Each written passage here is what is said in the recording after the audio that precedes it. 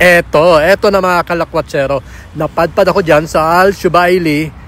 Ayan, Al Shubaili area, sa may Al Shubaili Beach. At saka merong Al Shubaili na mall dyan, na ginagawa pa lang, hindi pa lang natatapos. Akala ko tapos na kaya pinasyalan ko. Pero nung napadpad ako dyan, ganyan yung sa likod na river yan.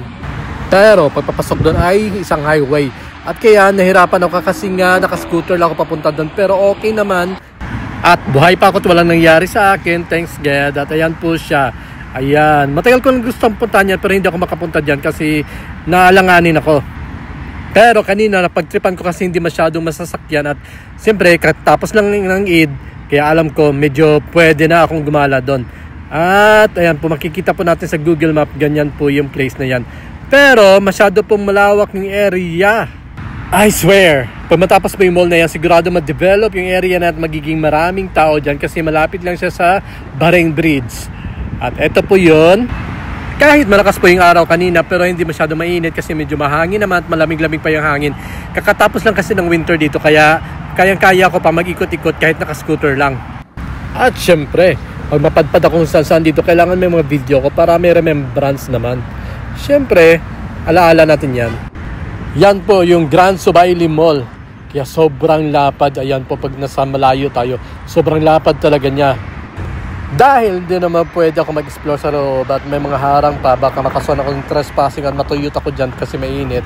So umakyat ako sa overpass at may overpass po dito kaya maganda. Pwede ako makatawid sa kabilang dako. Ang galing naman. Karaniwang mga overpass ngayon dito, lalo na pagbago, ay may mga bike lane. Kaya pwede kang tumawid kahit saan.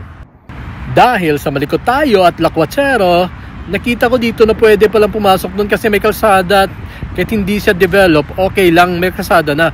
So naisipan kong i-explore doon. Eto pala siya sa map. Diyan pala, malawak pala siya in person. Akala ko maliit lang mga yan na area. Yun pala malawak at doon sa dulo, kuminsan may namimingwit dyan mga ibang lahi. At pag dito ka banda, makikita mo dito yung Bahrain Bridge. Ayan, kahit i-focus mo yung camera mo dyan. Parang pwede dito mag-camping-camping. Ayan o, sobrang lawak kasi ng area at napakaganda ng sky naman. So, malamig-lamig pa ngayon ng konti kahit medyo maaraw.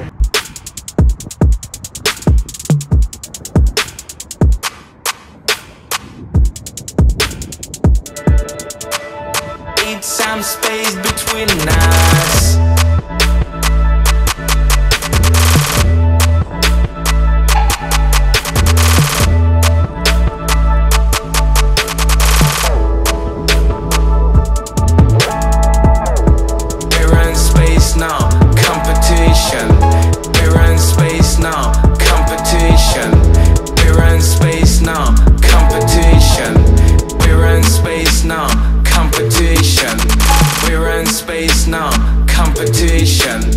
We're in space now, competition.